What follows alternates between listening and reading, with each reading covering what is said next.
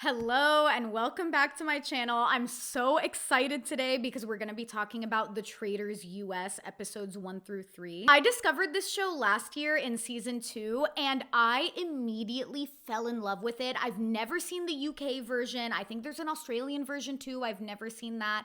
But honestly, Phaedra in season 2 really hooked me in and I just fell in love with the whole format of this show. So really excited to be talking about season 3. Let's just jump right into it. We're back at Alan Cummings' castle in Scotland. A few of the cast members start to recognize some familiar faces. Sam Asghari is there, Britney Spears' ex, Zac Efron's little brother is there. What's his name? Dylan. Dylan is there. I think he's so adorable and he really does look like Zac. I will say there are a lot of cast members that I don't recognize because I don't watch a lot of reality competition shows. I know that people, especially over the pandemic, really got into Survivor, and I do want to get into that one, but there are just a few other shows that I want to catch up first. But like all of the Survivor people, all of the challenge people, I don't really know them, even though they all know each other. Immediately once they arrive at the castle, there's a big twist. Alan Cummings sends away all of his little minions, and then one of the masked people stays there.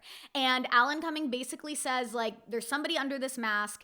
If you want, you can either shake his hand and have him join the game, but having him join the game would require you to choose one of the contestants to be eliminated right away. Or they can just leave him alone, not shake his hand, and then everybody gets to walk away. And the person under the mask, his name is Boston Rob. I think he's from Survivor or The Challenge. I don't know who he is, but he strikes fear into all of the gamers' hearts. One of the contestants from Survivor says that Boston Rob is one of the best there ever was. He's apparently really duplicitous. I mean, they're all really intimidated by him. And I think it's really interesting that they chose Boston Rob to be under the mask because I feel like they didn't want anyone to shake his hand. Because I feel like if you're gonna choose somebody really intimidating like that, why would anybody want him in the game? You know what I mean? So I feel like they were planning on people not shaking his hand. The first half of the first episode, we're really just getting to know the people. I am always so intimidated by the Survivor people. I feel like the gamers, them, and the challenge people are always so like cutthroat. Like they are there to win. I mean, I feel like all of them are hiding like a knife under the sweater. They are like really scary. There's a portrait of Andy Cohen in the house, which I think is so funny. And then of course, Tom Sandoval immediately goes to the portrait wall with all of the contestants to see what he looks like. One of the royals is there. He's a Mountbatten. His name is Ivar Mountbatten, and I think he's like a cousin of the king, like a second cousin. He seems pretty cool. I think he was married to a woman and then they got divorced and he married a man. I think he's the first out gay royal. Alan Cumming is asking them all whether they want to be traitors or faithfuls, and Sandoval says that he doesn't want to be a traitor. And Alan Cumming goes, so if I made you a traitor, would you feel betrayed by me? And Sandoval goes like, yeah. And then Alan Cumming says something like, oh, well, how does that feel? I knew there would be some lines about Ariana, and that was not the last one. So that was really funny. The traitors are chosen. They're Danielle, who's from Big Brother. I also don't watch that show, so I don't know anybody from that show. Carolyn from Survivor, and then Bob the drag queen. At first, I'm like really happy with the group. Carolyn annoyed me at first, but I was coming around to her by the end of episode 3. I was under the impression at first that Danielle and Bob the drag queen were gonna be amazing traitors.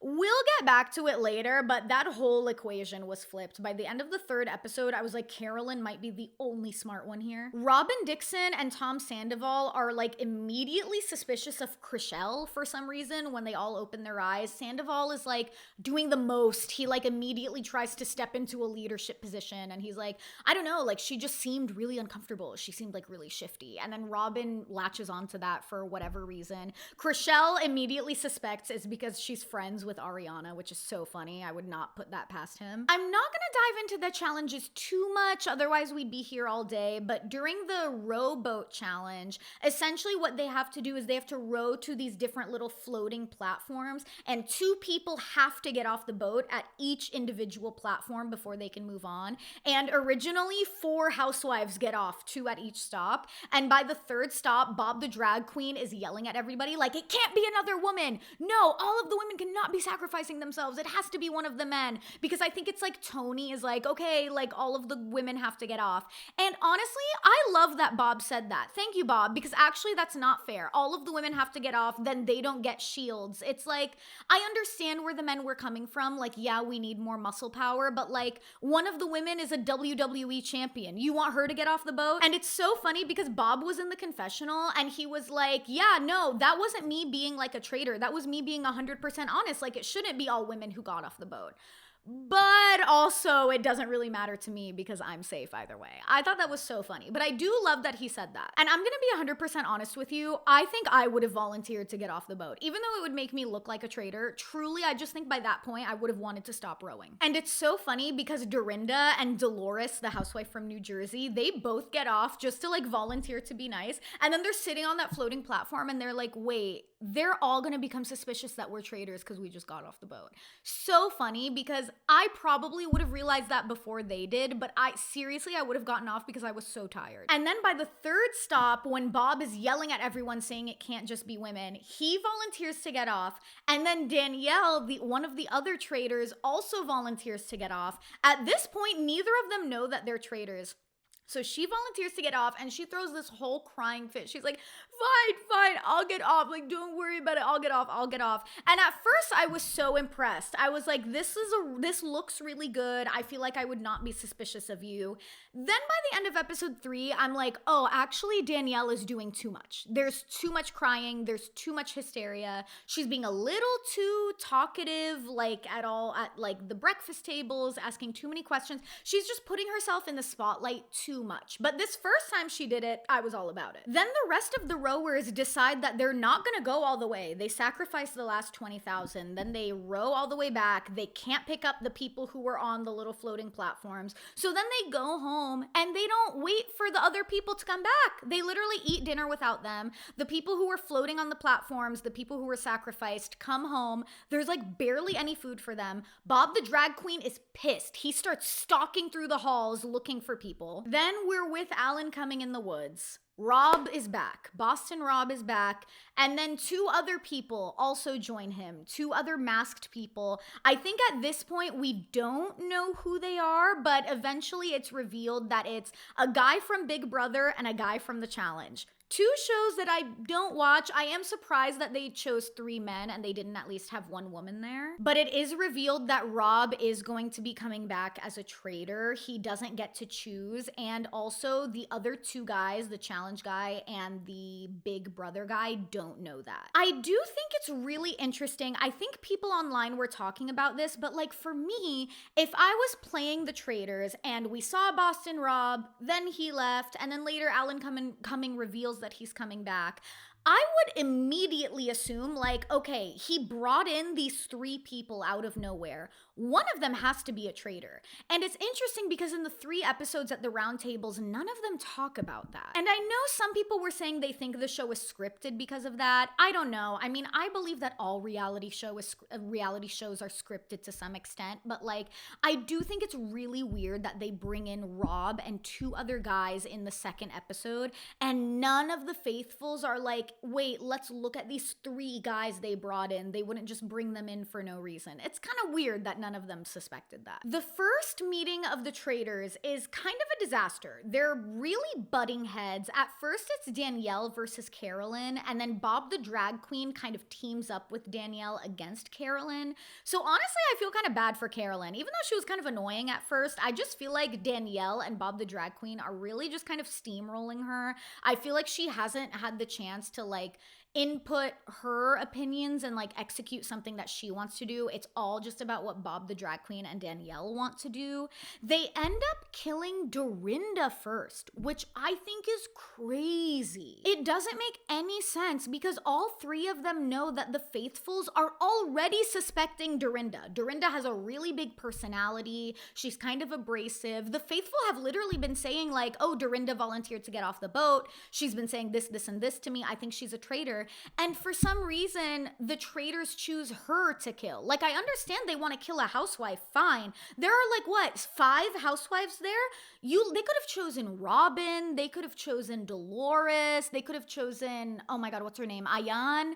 They didn't have, I think it was so weird that they chose Dorinda first. That was a mistake. That was their first mistake. Danielle immediately goes to work framing the other housewives. I mean, I think that's a good strategy. I think it's a good strategy to say that, like, let's kill a housewife and then let's theorize that one of the housewives would kill another housewife so they wouldn't look suspicious.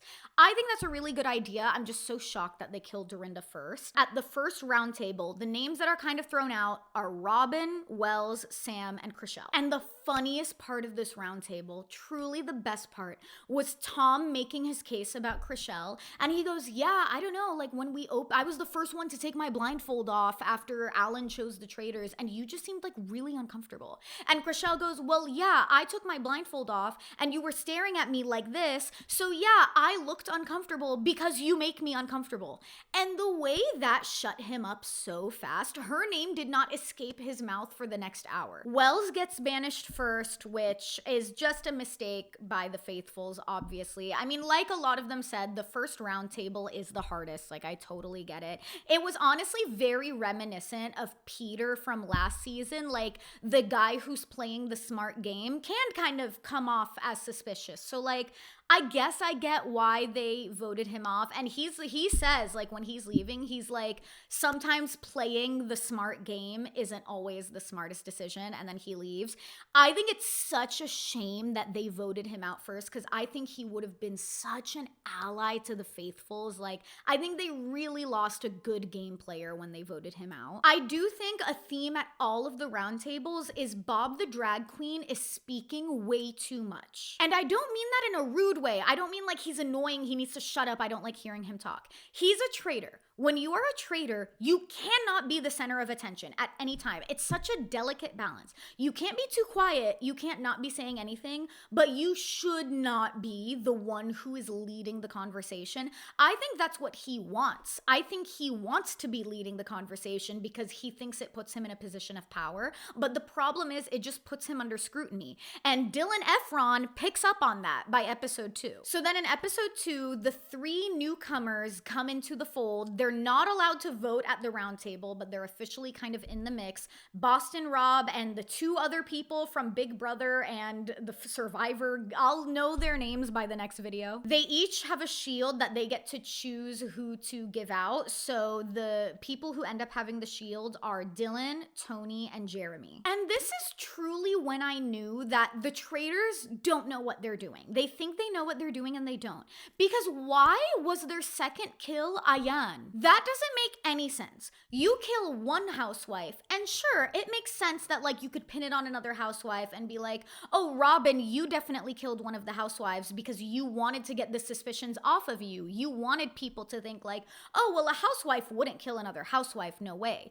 The problem is once you kill 2 housewives, now it's like, well, wait, a housewife definitely wouldn't kill 2 housewives. No way. Because I think what the traitors are forgetting is that the housewives aren't game players. They are friends and they want to stick together, and everybody knows that. So already it's a little weird that 1 housewife is dead. Now 2 housewives are dead. I feel like there's just no way. And I mean, yeah, it works against them because Robin's name immediately falls out of consideration. Dylan starts leading suspicions against Bob the drag queen. It's honestly really impressive how quickly he picked up on it. And the reason why he picked up on it so fast is because Bob is he's just talking too much, and he's being a little too forward with his opinions, and it's just making him look guilty. It is really weird in the challenge in episode 2 where they had 4 doors that they needed to narrate out to the other faithfuls. They needed to be like,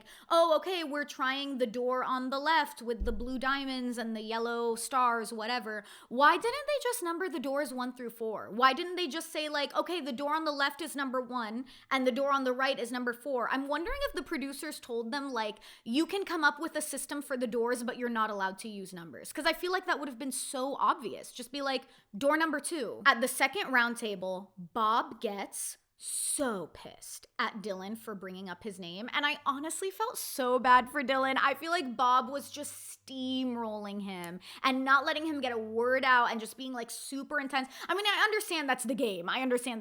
But like, man, like Dylan needs to get tough. 100%. Dylan needed to kind of like muscle up to him and just be like, no, I think because of this, this, and this, let me talk. Like, I think he let Bob walk all over him. If he had tried to make his case a little more, who knows, maybe he could have gotten him out. The second roundtable is honestly really confusing because they're kind of just all talking around in circles. Dylan is really making his case for Bob the drag queen. And then kind of out of nowhere, Boston Rob brings up Tony's name, and immediately everybody believes him and everybody jumps on the Tony train, even though there's no evidence. Like, I just need the faithful to understand, like, just because somebody is a really smart person and somebody's playing the game and trying to be strategic, it doesn't necessarily mean they're a traitor. They could just be a faithful who wants to win. And then out of nowhere, they all jump on the Tony train and they eliminate him, which is another mistake. They eliminated another great game player. He would have been such an asset to them. I also think it's really interesting that at both roundtables, Ivar Mountbatten's name gets brought up a lot. Like, he kind of gets a lot of votes, which is interesting because he's not getting a lot of screen time. So I'm wondering what he's doing that's arousing a lot of suspicion in people. So hopefully he comes up more in the next set of episodes, because I just think it's so interesting that like at each roundtable, he gets like 4 or 5 votes. So Tony gets eliminated, and then he calls Boston Rob a sellout because Boston Rob gave him the shield, and then he turns on Tony and is like, no, actually, I think Tony might be a traitor because I gave you the shield and you didn't come up and talk to me the next day. It's crazy. It's such like a weird excuse. It's such like a faulty argument, and all of the people just latched onto it and were like, yeah, maybe Tony is a threat. Like, let's vote him out. I just think it goes to show like how intimidating Boston Rob is for people, and I just think it's so weird that none of the faithfuls are suspecting him. I feel like it would be so obvious that it's him. The traitors have a challenge. They don't get to do a normal vote tonight for who to kill. They have to meet up in the wine cellar and decide 3 faithfuls to put in coffins, and then I guess one of the traitors is gonna take a nail and put it in a coffin, and that is the faithful who gets killed. And I don't know, this is probably an editing trick because it's the end of the episode. They do these kinds of editing tricks all the time, but they make it seem like Gabby from The Bachelorette is walking into the room just as Carolyn and Danielle are leaving the wine cellar. So we'll see. They did a similar editing trick with Robin earlier in the episode where like she was doing the same thing. They made it seem like Robin could hear them talking, and I don't think that was true. So I don't necessarily think that Gabby is gonna see them coming out of the wine cellar, but that would be crazy if she does. Overall, I'm really liking this season as usual. I'm just shocked because it feels like the traitors and the faithfuls are just not being smart. The faithfuls aren't listening to reason, and they just kind of seem to be voting out anybody who seems like competent and like they want to play the game, which is a really bad strategy because you're just gonna be voting out all of your best game players and your best thinkers. And then the traitors are too fractured. They argue too much. Danielle and Bob the drag queen just want to sow chaos. I don't think they're thinking about long-term strategy. And then poor Carolyn doesn't get to voice her opinion. She's always outvoted every single time, when I think Carolyn most of the time so far has been right about who to kill and what strategy to use. I think Dylan Efron, now that Wells is out, I think Dylan is gonna be the Peter of this season. I think he's gonna latch on. I mean, he already did. He latched on to Bob the drag queen early, and I think he's just gonna keep beating that hammer until people finally listen to him or until people vote him out. I want to see Sierra from Summer House get into the mix more. I want to see Ivar get into the mix more. I want to know why people are so suspicious of him. And I want to see more from that WWE champion. I think it's so cool that they had a wrestler on there. I don't really watch wrestling, but like,